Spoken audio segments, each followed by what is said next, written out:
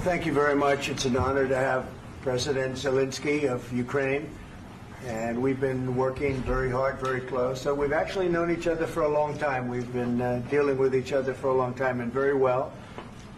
We had a little negotiation spat, but that worked out great. I think for both countries, I think for the world, actually, beyond both countries. And we have something that is a very fair deal. And we look forward to getting in and digging and working and getting some of the rare earth. But it means we're going to be inside, and it's a big commitment from the United States, and we appreciate working with you very much. And we will continue to do that. We have had some very good discussions with Russia. I spoke with President Putin, and we're going to try and bring this to a close. It's something that you want and that he wants. We have to negotiate a deal. But we've started the confines of a deal, and I think something can happen. The big thing is the number of soldiers, mostly at this point, but soldiers being killed. They're losing thousands of soldiers. So on both sides, we're losing a lot of soldiers, and we want to see it stop. And we want to see the money get put to different kinds of use, like rebuilding. And we're going to be working very hard. But we've had a lot of very good conversations. I will say until we came along, the Biden administration didn't speak to Russia whatsoever. They didn't speak to anybody. They just allowed this to continue. And I will say that, I'll say in front of you, you've heard me say it 1,000 times, if I were president, this war would have never happened. We would have had a deal negotiated for you without having to go through what you've gone through. But your soldiers have been unbelievably brave. We've given them great equipment, but somebody has to use the equipment. They've been unbelievably brave, and we give them great credit. This was supposed to be over very quickly, and here we are 3 years later. So I give tremendous credit to your generals and your soldiers and yourself in the sense that it's been very hard fighting, very tough fighting. They're great fighters. And you have to be very proud of them from that standpoint. But now we want to get it over with. It's enough, right? We want to get it over with. So it's an honor to have you here. Thank you very much for coming. We're going to sign the agreement at the conference in the East Room in a little while, right after lunch. And we'll be having lunch together. We're also discussing some other things. And we appreciate everybody being here. It's somewhat of an exciting moment, but the really exciting moment is when they stop the shooting and we end up with a deal. And I think we're fairly close to getting that, and an honor to have you. And please, I'd like to say something. No, thank you so much, Mr. President. Thank you for invitation. And really, I hope that this first document, will be first step to real security guarantees for Ukraine, our people, our children. I really count on it. And of course, we count that America will not stop support. Really, for us, it's very important to support and to continue it. I want to discuss it with details further during our conversation, and of course, the infrastructure or security guarantees. Because for today, I understand what Europe is ready to do, and of course, I want to discuss with you what the United States will be ready to do. And I really count on your strong position to stop Putin. And you said that enough with the war. I think that is very important, Ben, to say these words to Putin at the very beginning of war, because he is a killer and terrorist. But I hope that together we can stop him. But for us, it's very important to, to save our country, our values, our freedom, democracy, and of course, no compromises with the killer about our territories. But it will be later. And of course, what I wanted, we spoke about it by phone with you about the drones production. We have very good drones production. I think the best one in the world for today because of the war. Yes, and of course we need very much the air defense. You have the best air defense in the world, and really you helped us under attacks of Russians. And I want to speak how we can exchange the licenses. We're open to share the licenses of all our drones with you, of course, with the United States. And we need licenses for quick production of air defense. Even after the war, we need our nation to be calm, that we are secure. So that's why we need this air shield. And of course, About this, I want to speak about the contingents. I think that France and UK already spoke to you, and we know that Europe is ready, but without the United States, they will not be ready to be as strong as we need. And the last point, last not least, about exchange, about our people and children. And you know that these crazy Russians, that they stolen 20,000 of children, Ukrainian children. They changed their names, they changed their families, relatives, and now they're in Russia. We want to bring them back, and really, it's a big dream, task, and goal for me, and our warriors. By the way, Mr. President, we exchanged, released more than 4,000 warriors from Russian prison, but there are thousands more in the prison. I wanted to share with you some images. How it's just can I now? Yeah, please. Some minutes, 1 minute, 1 minute. Just you to understand in what circumstances, in what situation they are, and what the attitude of Russia to our prisons. That guys, just you before and after. And you see before and after, just you to understand. Now thousands of such guys, ladies and men, there, and that, so they don't eat, they beat them, and they, they do a lot of bad things. So out of, even during the war, there are rules. Everybody knows there are rules during the war. So these guys, they don't have any rules. You see that 50, 60 kilograms left, and a lot of such things. And I didn't want to show you what the changes with images of children, because I will just share with you. And, I mean, it's looking tragic. Yeah, that's tough stuff. Yeah, I wanted very much to give you, and you see it. Yeah. This is pastor, by the way. They stolen pastors, because it's not Russian church. They stolen pastors and moved pastors to the prison. At the end of last year, we brought 3 pastors, and we could exchange them. And this is pastor, you see. Yeah, that's tough. Yeah, so I mean, this I wanted to show you, and this. So thank you very much. We want to get that ended, right? Yeah, of course. We And will. I think we will. And We have to, of course. do you have any questions, please? Thank you, Mr. President. With how much money is the U.S. going to put into the fund that is being created today, and how does this provide long-term security for Ukraine? Well, we don't know exactly how much, because we're going to be putting some money in a fund that we're going to get from the raw earth that we're going to be taking and sharing in terms of revenue. So it's going to be a lot of money will be made from the sale and from the use of raw earth. And as you know, our country doesn't have much raw earth. We have a lot of oil and gas, but we don't have a lot of the raw earth. And what we do have is protected by the environmentalists, but that can be unprotected, but still it's not very much. They have among the best in the world in terms of raw earth. So we're going to be using that, using it for all of the things we do, including AI and including weapons and the military, and it's really going to very much satisfy our needs. So it's something that just worked out really well. We have a lot of oil and we have a lot of gas, we have a lot, but we don't have raw earth. So this has just about every component of the raw earth that we need for computers, for all of the things we do. This puts us in great shape. And on long-term security for Ukraine, how does this provide? I think they're going to have great luck. I think once we make the agreement, that's going to be 95% of it. They're not going to go back to fighting. I've spoken with President Putin, and I feel very strong. I've known him for a long time, and I feel very strongly that they're very serious about it, and we'll make a deal. And when the deal is made, I don't think we talk about security. Everyone's talking about the other day. All they talked about was security. I said, let me make the deal first.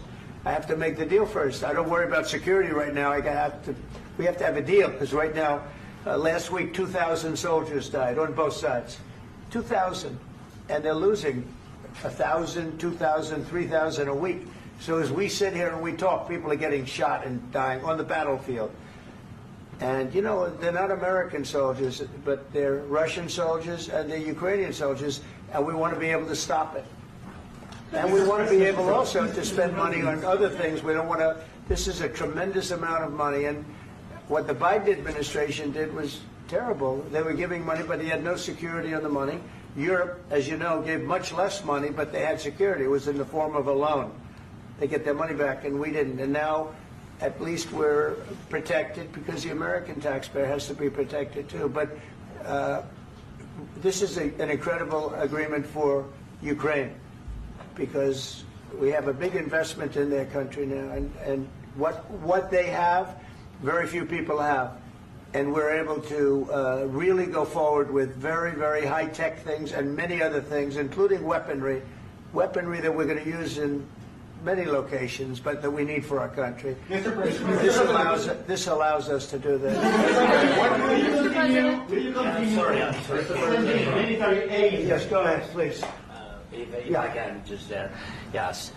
In the document, there is one of the very important points if we speak about business and investment. We never had LNG terminals in Ukraine. This document will open. I mean, the next document, but anyway, here we see in the framework, we see really goodwill for this. LNG terminals for us is very important, and I think for security of European continent. We have the biggest storage, gas storage.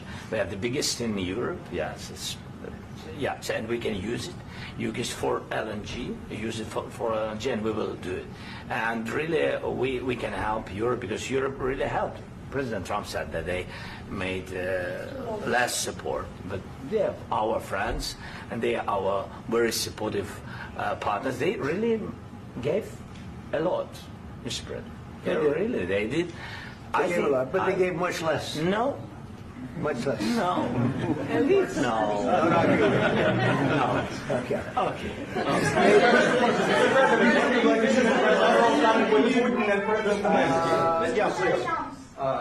Mr. President Trump, you have repeatedly called the deal with Ukraine as a historical one.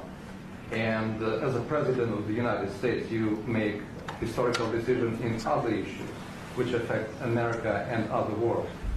So what place in the world history do you want to take? And do you associate yourself with any famous historical figures? Yeah, I'd say George Washington, Abraham Lincoln. I would say I'm far superior to George Washington and Abraham Lincoln. Now, you know I'm only kidding, right? Because when I say that, the fake news is going to go wild. They're going to say he considers himself to be better than Washington. But you never know. You never know. I don't compare myself to anybody. I'm here to do a job. We've had a great 35 days or whatever it might be, a month, a little more than a month. We've accomplished tremendous amounts. Not only this would be a very great achievement if we could get the war stopped and get them back to normalization. I think that's going to happen. We've had very good talks on both sides, as you know. But I think we've done a very good job, just generally. If you look at all of the things we've done in 30 days, they're saying there's never been a opening for a president. The first month, there's never been a first month like we've had. And this is one of the very important things. This, to me, is one of the most important things because we have tremendous death taking place as we speak, and I don't want to have that. You know, think of the parents, whether they're in Russia or Ukraine, think of the parents of all these people being killed needlessly. They came to our territory. Should have never started. This would have, if I were president, this would have never started. Mr. President, will you continue sending military aid to Ukraine after the U.S. signs this agreement with Ukraine? Yeah, we're going to be continuing. To President Zelensky, do you feel like the U.S. is on your side, that the President Trump is on your side at this moment? Right. What do you think? He wants to know, do you think that, sort of a stupid question. I guess we wouldn't be here if I wasn't. I think that the United States on our side from the very beginning of occupation, and I think that President Trump on our side, and of course, I'm sure that the United States President will not stop support. This is crucial for us. It's important for us. Yes. And Putin, the president speaks about the people and the soldiers which are dying, but they came to our territory, they came to our land. They began this war, and they have to stop. And I think this is the question, with really the most important question. Can President Trump, I hope yes, with some other allies, to stop Putin, withdraw these enemies, our enemy, withdraw these troops from our land? And I think that you asked about the history, I think that if President, or when, he will stop Putin, if President Trump will bring peace to our country, I think he will be on this wall. We've had very, very good talks. What about military aid to Ukraine? President Zelensky just said that there will be no compromises with Vladimir Putin. I just wanted to ask both of you, firstly, are there compromises that you think that President Zelensky is going to have to make? And President Zelensky, is there anything that you might be thinking that you may be able to offer or bring to the table, for example, elections? Thank you. I think you're going to have to always make compromises. You can't do any deals without compromises. So certainly he's going to have to make some compromises, but hopefully they won't be as big as some people think you're going to have to make. That's all. That's all we can do. I'm here as an arbitrator, as a mediator to a certain extent between two parties that have been very hostile, to put it mildly. They've been very hostile. There's been a vicious war. There's been a vicious war. You know, it's a very level battlefield, and those bullets go out, and as I've said many times, we were talking about it with Pete, many times the only thing stopping those bullets is a human body.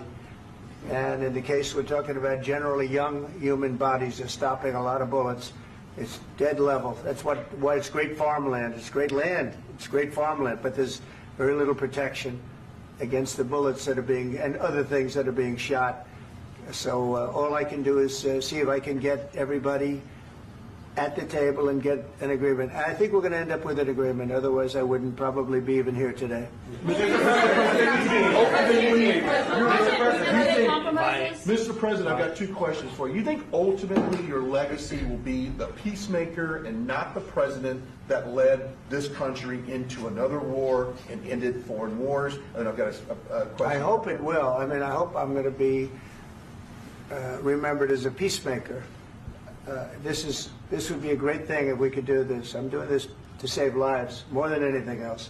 Second is to save a lot of money, but I consider that to be far less important. So I hope I'm going to, thank you, Brian, for that question. It was a nice question. I hope I'll be known and recognized as a peacemaker. This would be a great thing to solve. This is a very dangerous situation. You know, this could lead to a third world war. This was headed in the wrong direction. If this election were lost, if we didn't win this election, and we won it by a lot, that was a mandate. We won every swing state. We won the popular vote by millions and millions of votes. We won everything.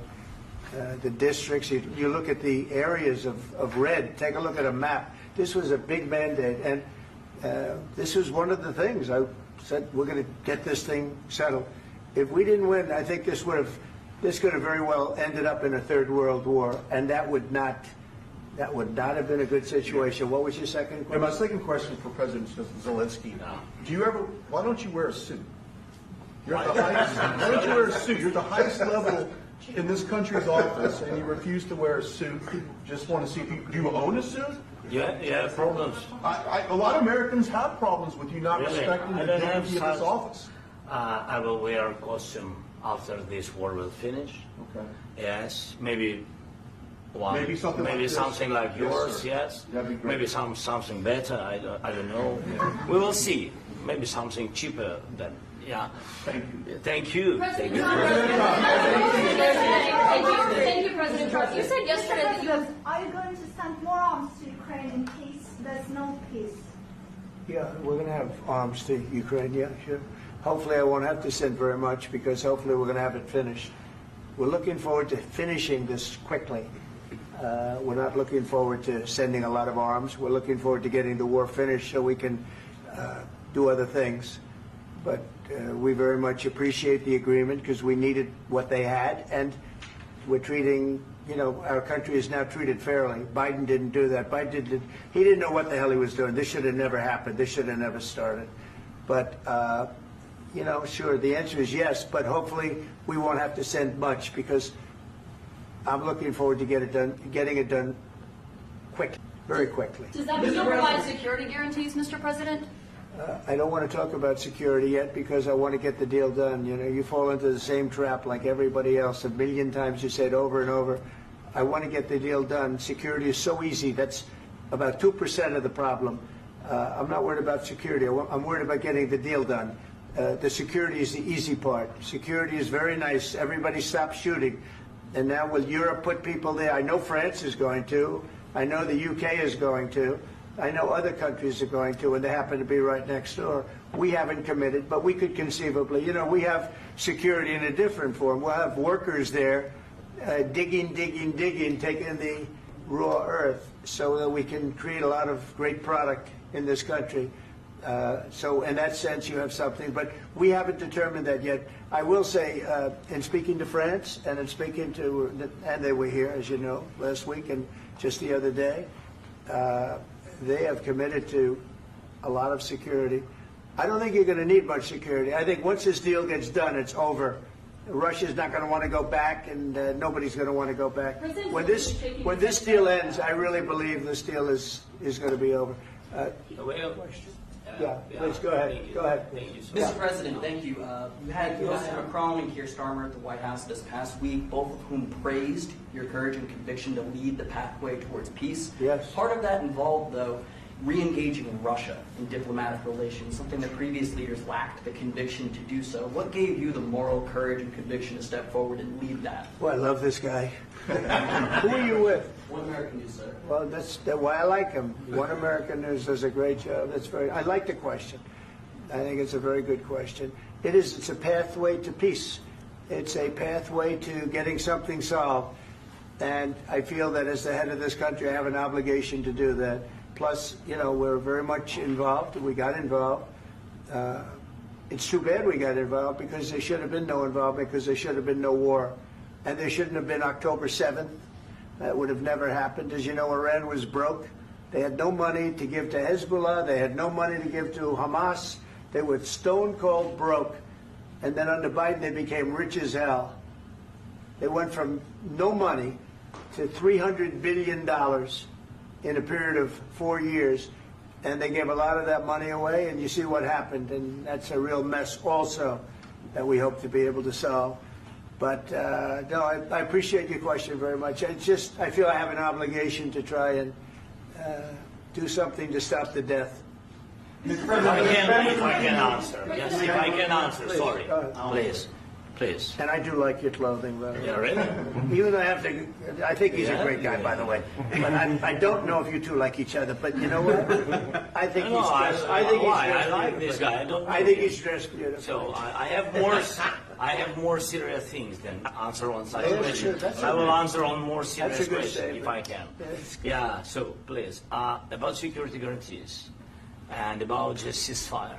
We can't just speak about ceasefire and speak and speak. It will not work.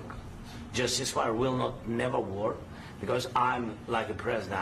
I have this experience, and not only me. Ukraine before my presidency, from the 2014, Putin broken 25 times. 25 times he broken his own signature. 25 times he broken ceasefire. But he never broke to me. He never broke to me. No, you were the president. You were the president during. He never broke to me. In 2016, you've been the president, Mr. President. You've been the president, but he had, of course, not with you, but he had during those periods. He had conversations with our side, and we had Normandy format. You know, the France, Germany, Ukraine, and Russia, and he broken 25 times. That's why we will never accept just ceasefire. It will not work without security guarantees. Security guarantees, maybe President is right about this document and other, but this document is not enough. Strong army is enough because his soldiers afraid, Putin's soldiers afraid of our soldiers when we're strong enough. If we are not strong enough, if we are empty, if our storage is empty, we can't defend our land. Today, you know, he knows that we have, all the world knows that we have meeting, yes? Why he's using ballistic? Putin today using ballistic on our hospitals, schools, and etc. Ballistic. So he knows that we are here and that President Trump is really have goodwill to stop this war. And you hear now the president. So why he's using? So he doesn't want to stop. He doesn't want. But I hope that we will do it. Really, we'll do it. Security. When we speak about security guarantees, when the Europeans are ready for contingents, they need USA backstop. If there will not be United States, we will not never have any contingents, strong contingents from the Europeans, because they don't want to divide alliance, connection between the United States and the main and strongest ally and Europeans. And this is crucial, this is important. That's what we want to speak about very much. This is very important. And air defense. So air defense, really, we have big deficit with all these systems, and we need to provide this. We need it very much. Otherwise, Putin will never stop, and will go further and further. He doesn't want. He hates us. You know, it's not about me. He hates Ukrainians. He thinks that we are not a nation. He thinks, and he shared these thoughts. I think maybe with your team also. I don't know, but with all the Europeans, in media, official and not, he always said that there is no such country, such nation, such language, and such life like Ukrainian. No, he really doesn't respect all the Ukrainians, and he wants to destroy us. And you are right, Mr. President. That's 2%. This document, maybe other documents, it's a very good start, very good, but it will not enough to stop this person. Should Russia pay to rebuild Ukraine? Mr. President, after these Should Russia pay to I asked rebuild Ukraine? They have to Zelensky pay. this question. He This is didn't the like rule. because This is the rule of because the war. I'm This is sorry. the rule of the war. During all the centuries, all the history, this is the rule of the war. Who began, those pay. Do you agree This with is the that? rule. Putin began this war. He has to pay all money for innovation. He has to pay. Of course, some Russian assets, what we have in Europe, about 300 billion, we can use them. We can use for innovation and buy military support from the United States also. We can do it, but it's not enough. It's not enough. I asked the question that you didn't like a trilateral summit because with I wanted Putin to and know. President Zelensky? Wait 1 second. I asked this question that you didn't like because I wanted to know if you want to position yourself in the middle between Russia and Yes. Ukraine or on the Ukraine's. No, I'm in the middle. I want to solve this thing. I'm for both. I want to get it solved.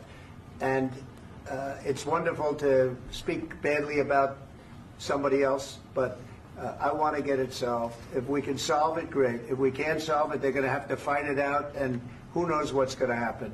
But I want to see it get solved. May I follow up? One more question about U.S. troops in Europe. After Russian invasion of Ukraine, your predecessor sent additional troops to Eastern Europe, including Poland, my country. Yeah.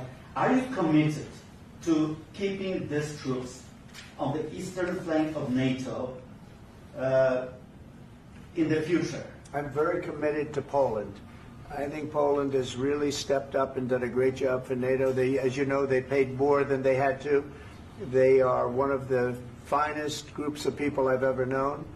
I'm very committed to Poland. What about Baltics? Poland's in a tough neighborhood, you know. What about the Baltics? The Baltics, they got a lot of, it's a tough neighborhood too, but we're committed. We're going to be very committed, and we're committed to NATO. But NATO has to step up, and the Europeans have to step up more than they have. And I want to see them equalize, because they are in for far less than we're in, and they should be at least equal. You understand that? Why is the United States, we have an ocean in between, why is the United States in for so much more money and other things as Europe? With that being said, and as you said, they've also been obviously very helpful, but we have put in far more than they have, and I think they should equalize. Mr. President, Please, go ahead. about the agreement again today, what changed between the first time that Secretary Bessent gave President Zelensky the agreement and today for the signing? We made a deal. What was the I'm just- deciding factor? I'm a business person. We made a deal. That's what changed. Along with minerals. I didn't think we were going to make a deal, and We ended up making the deal, so that changed. Mr. President, what and how do you envision a trilateral summit with President Zelensky and Putin? I don't know, but These well, they circumstances? don't like each other. I can tell you that. Okay? They do not like each other. This is not a love match, and it's unfortunate. That's why you're in this situation. The United States should not have allowed this to happen. Okay? The United States, run by a man that didn't know much. I'm going to be very nice. Run by an incompetent person, very incompetent person, should never have allowed this to happen. I've stopped wars. I've stopped many wars. My people will tell you, I stopped wars that nobody ever heard about. I stopped wars before they ever started. You can look at some of, I could give you a lot of nations that would tell you right now they were probably going to war. I could tell you right now there's a nation thinking about going to war on something that nobody in this room has ever even heard about. Two smaller nations, but big, still big. And I think I've stopped it. But this should have never happened. Mr. President, About sorry, just a second. About any negotiations. First of all, I want really to tell you, and I think that everybody understands that Ukraine, more than Ukrainians, nobody wants to stop this war. But at the future, any negotiations, it's understandable that two sides of the war, not Russia and the United States, because this is not the war between Russia and the United States. This is war of Russia against Ukraine and Ukrainian people. So these two sides will be at the anyway will be at the negotiation table. Then of course United States, like the strongest partner of the Ukraine, and of course Europe. I think Europe is very important. I want to speak about it with the President. Yes, Europe is very important for us because we really defend Europe for today. All Europeans really recognize that we are defending line and they have real life and our people are dying. That's why they helped us. And also it's about the NATO. Yes, between, like the President said, you have big, nice ocean. Yes, between us. But if we will not stay, Russia will go further to Baltics and to Poland, by the way. But first to the Baltics. It's understandable for them because they've been in the USSR. You know, they've been one of the republics of the USSR, and Putin wants to bring them back to his empire. It's a fact. And when he will go there, if we will not stay, you will fight. Your American soldiers, it doesn't matter, do you have ocean or not, your soldiers will fight. Mr. President, would you be willing to visit Ukraine, maybe Kyiv or Odessa, which is known to be a dirty area of the Black Sea? It was my question. I'm sorry. I don't want to talk about Odessa now. Let's not talk about Odessa. I want to talk about making a deal, getting peace. We don't have to talk about Odessa, but a lot of cities have been destroyed. A lot of cities that are not recognizable. There's not a building standing. No. And a lot of things. Mr. President, you have to come and to look. No. We have very good cities. Yes, a lot of things have been destroyed, but mostly cities alive, and people work, and children go to school. Sometimes it's very difficult. Sometimes closer to front line, children have to go to underground schools or online. But we live.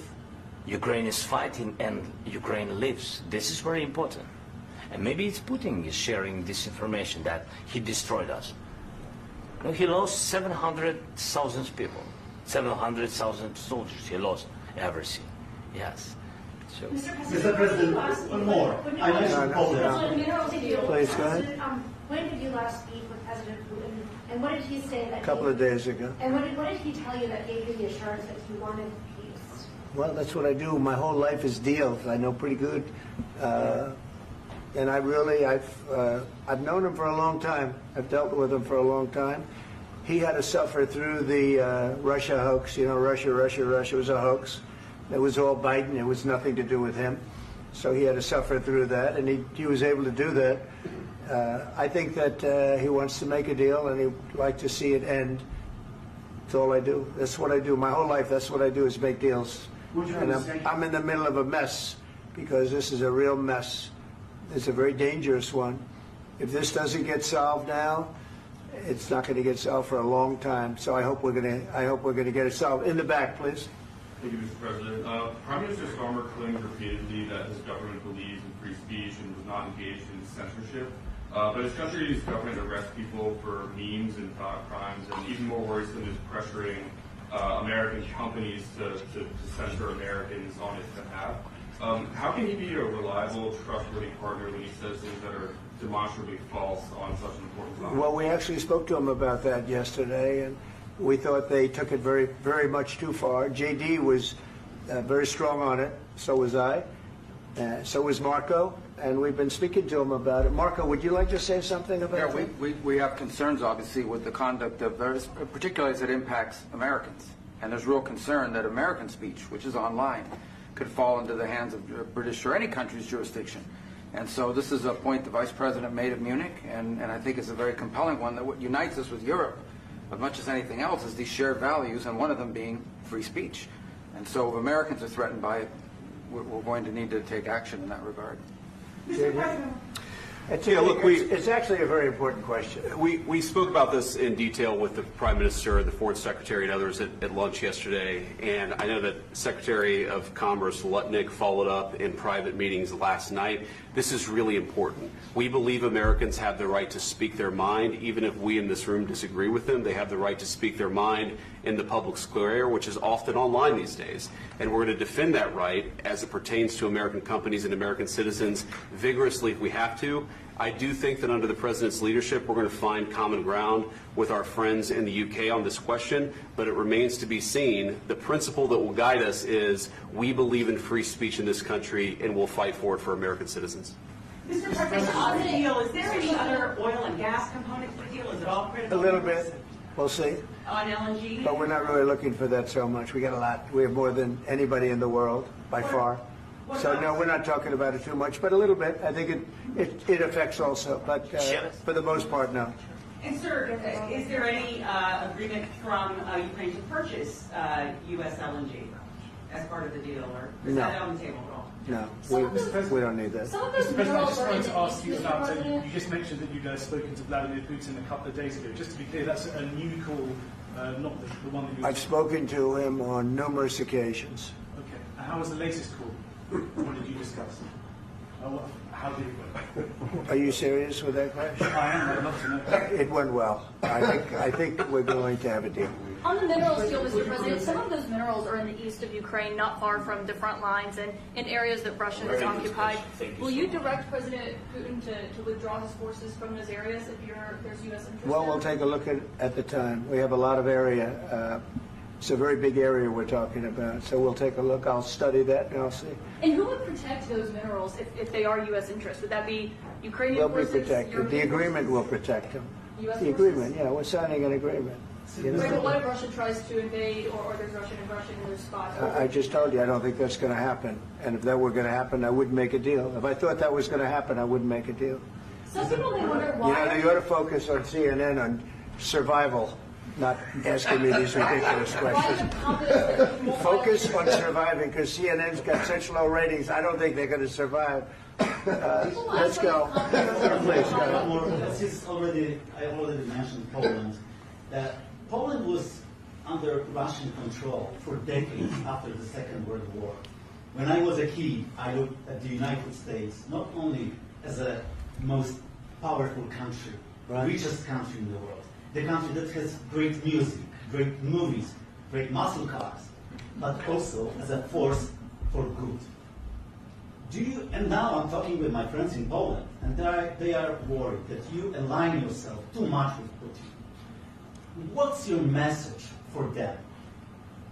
Well, if I didn't align myself with both of them, you'd never have a deal. You want me to say really terrible things about Putin and then say, "Hi, Vladimir, how are we doing on the deal?" That doesn't work that way. I'm not aligned with Putin. I'm not aligned with anybody. I'm aligned with the United States of America. And for the good of the world, I'm aligned with the world. And I want to get this thing over with. You see the hatred he's got for Putin. It's very tough for me to make a deal with that kind of hate. He's got tremendous hatred. And I understand that, but I can tell you the other side isn't exactly in love with, him either. So it's not a question of alignment. I'm aligned with the world. I want to get the thing set. I'm aligned with Europe. I want to see if we can get this thing done. You want me to be tough? I could be tougher than any human being you've ever seen. I'd be so tough.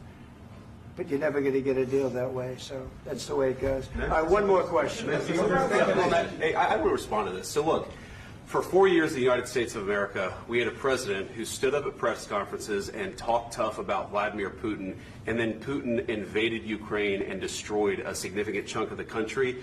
The path to peace and the path to prosperity is maybe engaging in diplomacy. We tried the pathway of Joe Biden of thumping our chest and pretending that the President of the United States' words mattered more than the President of the United States' actions. What makes America a good country is America engaging in diplomacy. That's what President Trump is doing. Can I ask you?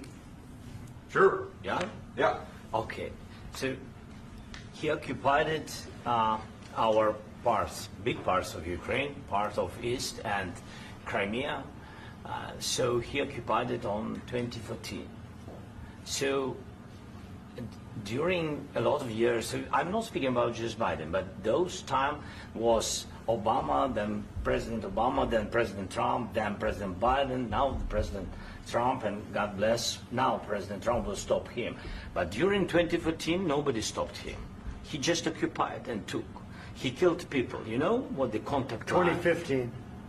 2014 and 2014. 2014. Yeah. So I was not here. Yeah, but that's exactly right. Yes, but during 2014 till 2022, yeah, the situation the same. The people have been dying on the contact line. Nobody stopped him. You know that we had conversations with him, a lot of conversations, my bilateral conversation, and we signed with him, me, like a new president. In 2019, I signed with him the deal. I signed with him, Macron and Merkel, we signed ceasefire. Ceasefire. All of them told me that he will never go. We signed him with gas contract. Gas contract. Yes, but after that, he broken this ceasefire. He killed our people and he didn't exchange prisoners. We signed the exchange of prisoners, but he didn't do it. What kind of diplomacy, JD, you are speaking about? What do you mean? I'm talking about the kind of diplomacy that's going to end the destruction of your country. Yes, but if you Mr. President, with respect, I think it's disrespectful for you to come into the Oval Office and try to litigate this in front of the American media. Right now, you guys are going around and forcing conscripts to the front lines because you have manpower problems. You should be thanking the President for trying to bring it into this conflict. Have you ever been to Ukraine that you say what problems we have? I have been to. Count once. I've actually watched and seen the stories, and I know what happens is you bring them on a propaganda tour, Mr. President. Do you disagree that you've had problems bringing people into your military? And do you think that it's respectful to come to the Oval Office of the United States of America and attack the administration that is trying to prevent the destruction of your country? A lot of questions. Let's start from the beginning. Sure. First of all, during the war, everybody has problems. Even you, but you have nice ocean and don't feel now, but you will feel it in the future. God bless. You don't know that. God bless. You God bless. You will not have a war. Don't tell us what we're going to feel. We're trying to solve a problem. Don't tell us what we're going to feel. I'm not telling you. Because you're in no position to dictate that. That's exactly what you're doing. You're in no position to dictate what we're going to feel. We're going to feel very good. You will feel influence. We're going to feel very good and very strong. You will feel influence. You're right now not in a very good position. You've allowed yourself to be in a very bad position, and he happens to be right about it. From the very beginning of the war. You're not in a good position. You don't have the the cards right now. With us, you start having not cards. playing cards. Right now, you don't. I'm very You're playing serious, cards. Mr. President. You're I'm playing very cards. serious. You're gambling I'm with the president lives of anymore. millions of people. You think You're gambling with World War III. You're gambling with World War III. And what you're doing is very disrespectful to the country, this country. That's backed you far more than a lot of people said they should have. Have you said thank you once? This entire meeting? No, in this entire meeting, you said thank you. Today. You went to Pennsylvania and campaigned for the opposition in October. Offer some words of appreciation for the United States of America and the president who's trying to save your country.